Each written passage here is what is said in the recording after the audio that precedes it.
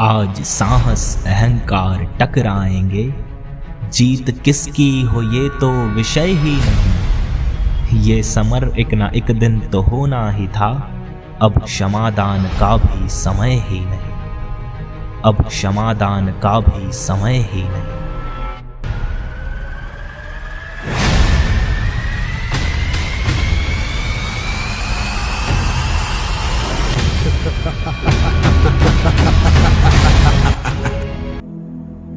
नमस्कार दोस्तों, जय श्री राम।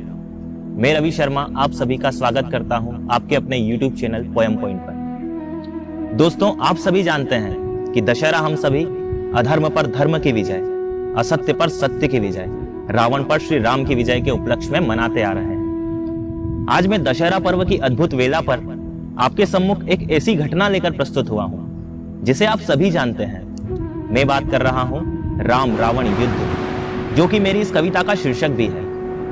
इस कविता का उद्गम वहां से होता है जहां श्री राम जान चुके हैं कि मां सीता इस 100 योजन के विशाल समुद्र के उस पार बसी लंका नगरी की अशोक वाटिका में उनके आने की प्रतीक्षा कर रही है और अब केवल युद्ध ही अंतिम उपाय है।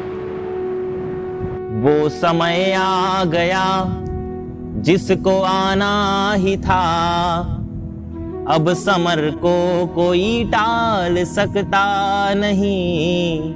अब मिलेंगे सिया राम दोनों यहाँ, अब रुकावट कोई डाल सकता नहीं। वो समय आ गया जिसको आना ही था, अब समर को कोई टाल सकता नहीं। अब मिलेंगे सिया राम दोनों यहाँ, अब रुकावट कोई डाल सकता नहीं। एक समंदर खड़ा राह को रोक कर, क्या करे क्या नहीं सब समझ से परे।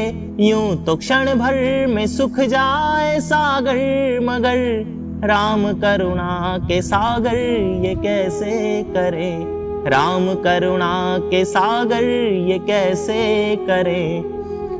आखिरकार वो समय आ ही गया और वो समय था युद्ध का, जिसको अब किसी भी हाल में टाला नहीं जा सकता था। किंतु समस्या अब ये थी कि आखिर ये 100 योजन का समुद्र पार कैसे करें। तभी श्री राम ने समुद्र देव से प्रार्थना की कि हे समुद्र देव, मुझे लंका तक जाने के लिए रास्ता दीजिए। किंतु समंदर ने अपने अहंकार के वशीभूत होकर रघुनंदन की विनती को अस्वीकार कर दिया। तत्पश्चात श्री राम ने धनुष पर बाण का संधान किया और एक गर्जना करते हुए समुद्र को चेतावनी देते हुए कहा कि हे समुद्र, तुमने राम की विनम्रता देखी है, राम का क्रोध नहीं। अगर मेरी याचना अस्वीकार हुई तो मैं एक ही बाण में तुम्हें पूर्ण रूप से सुखाकर तुम्हारे अस्तित्व का नाश कर दूंगा। वहां से इन पंक्तियों का उद्गम हुआ है।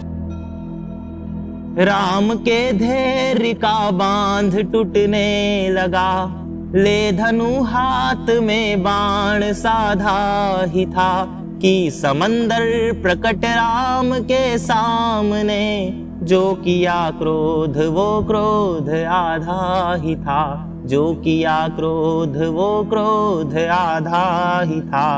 एक नया रास्ता मिल गया आज, और एक नया रास्ता मिल गया आज, और साथ में एक खुशी की वजह मिल गई।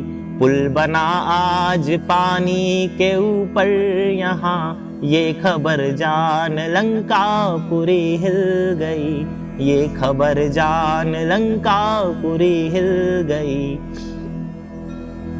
आज उन दो योद्धाओं के बीच महासमर होने जा रहा है, जो दोनों ही अपने आप में बलशाली हैं।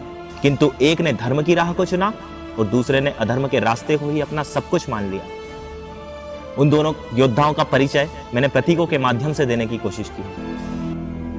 इस तरफ धैर्य साहस के प्रतिमान है, उस तरफ है दशानन बहुत क्रोध में। इस तरफ धैर्य साहस के प्रतिमान है, उस तरफ है दशानन बहुत क्रोध में। इस तरफ है प्रयोजन विजय धर्म की, उस तरफ आज रावण है प्रतिशोध में। उस तरफ आज रावण है प्रतिशोध में। आज साहस अहंकार टकराएंगे, जीत किसकी हो ये तो विषय ही नहीं। ये समर एक न एक दिन तो होना ही था, अब क्षमादान का भी समय ही नहीं। ये समर एक न एक दिन तो होना ही था, अब क्षमादान का भी समय ही नहीं। युद्ध आखिरकार अपने अंतिम पड़ाव पर जा ही पहुंचा, जिसमें महत्वपूर्ण भूमिका अदा की थी विभीषण ने। उन्होंने राम से कहा कि हे प्रभु, एक वरदान के चलते रावण की नाभि में रखा अमृत कुंड जब तक नष्ट नहीं किया जाएगा, तब तक इस पापी का कोई वध नहीं कर सकता। बाण से बाण टकरा रहे हैं मगर आज संग्राम है धैर्य का काम से। युद्ध भीषण प्रतिपल हुआ जा रहा, देख कर ये विभीषण कहे राम से। देख कर ये विभीषण कहे राम से। बाण को साध कर लक्ष्य ना भी रखो, बाण को साध कर लक्ष्य ना भी रखो, तब ही जाकर अधर्मी ये मिट पाएगा। और दूजा कोई रास्ता ही नहीं, यूं तो हरदम प्रहारों से बच जाएगा। यूं तो हरदम प्रहारों से बच जाएगा। राम सुनकर विभीषण की इस बात को, बिन किए देर नाभि का भेदन किया।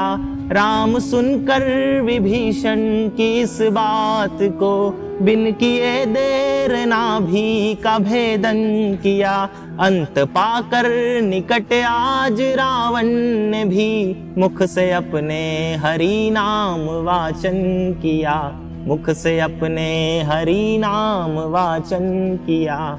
मुख से अपने हरि नाम वाचन किया। इस प्रकार प्रभु श्री राम ने अत्याचारी, अधर्मी, अहंकारी रावण का सर्वनाश करके एक बार फिर धरती को पाप मुक्त किया। अब इन 4 पंक्तियों की भूमिका मात्र इतनी है कि हम आज ऐसे दौर में जी रहे हैं जहां केवल बल और पराक्रम का ही बोलबाला होता है, जहां सभी लोग काम, क्रोध, मद, लोभ, अहंकार में चूर होकर उसकी खोज में निकल जाते हैं जो कभी खोया ही नहीं। हम उसे ढूंढने की कोशिश करते हैं जो सर्वदा से ही पूरी सृष्टि में विद्यमान है, जिससे ये सृष्टि चलायमान है।